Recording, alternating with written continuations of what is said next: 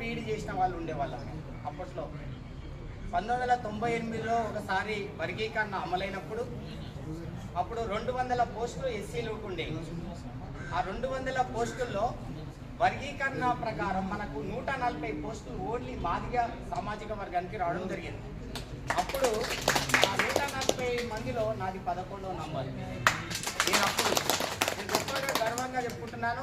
ఆ రోజు వర్గీకరణ పుణ్యాన నేను ఈరోజు ఉద్యోగం చేస్తున్నాను. అంటే చాలామంది ఆ సందర్భంలో చాలామంది మన వాళ్ళకు లాభం జరిగింది, న్యాయం జరిగింది.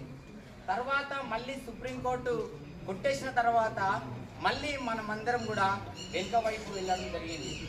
మొన్ననే మనకు ఆగస్టులో సుప్రీంకోర్టు తీర్పు ఇచ్చిన తర్వాత మొన్న డిఎస్సి ఎగ్జామ్స్ అయిపోయినా అక్కడ నష్టం అయిపోయినాం.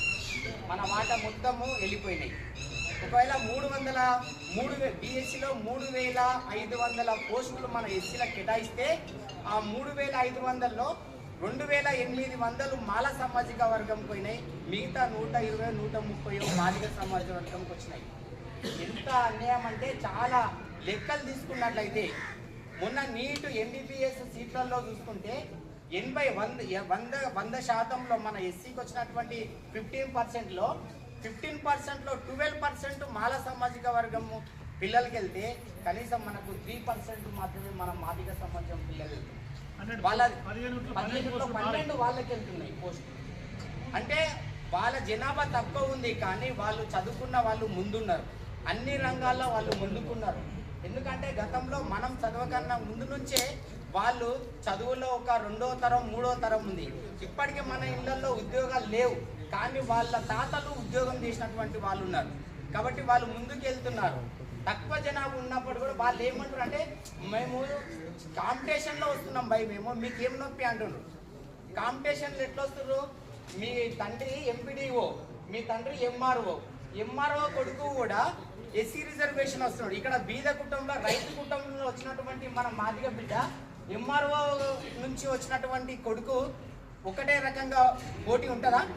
వాళ్ళేమో కార్పొరేట్ విద్య ఢిల్లీలో చదివిపిస్తున్నాడు, తర్వాత హైదరాబాద్ అశోక్ నగర్లో కోచింగ్లు ఇప్పిస్తున్నారు. వాళ్ళకి డబ్బు ఉంది, వాళ్ళతో మనం పోటీలో తట్టుకోలేకపోతున్నాం. కాబట్టి మన వాటా మన ప్రేమపూర్వకంగా మన వాటా మాకు కావాలి అని అంటున్నాం.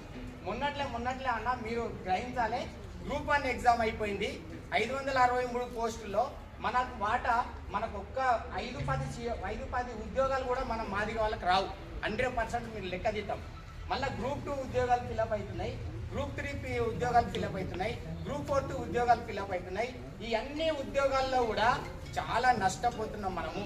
మందకృష్ణ అన్న గారు ఒక పిలిపించారు, ఎట్టి పరిస్థితుల్లో ఆగస్టు తర్వాత వచ్చే ఫిల్అప్ అయ్యే ప్రతి ఉద్యోగాల్లో కూడా కంపల్సరీ వర్గీకరణ చేయాలనే ఒక డిమాండ్ పెట్టాడు. దాంట్లో భాగంగానే రేపు రాబోయే రోజుల్లో ఈ ఫిబ్రవరి 7 తారీఖు నాడు 1,00,000 డప్పులు 1000 గొంతులు అన్నారు.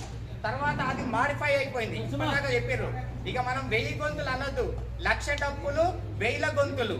రాబోయే నేను అనుకుంటున్నా 7 తారీఖు నాడు 1,00,000 డప్పులు 1000 గొంతులు కాదు, 1,00,000 డప్పులు 1,00,00,000 గొంతులు అయితే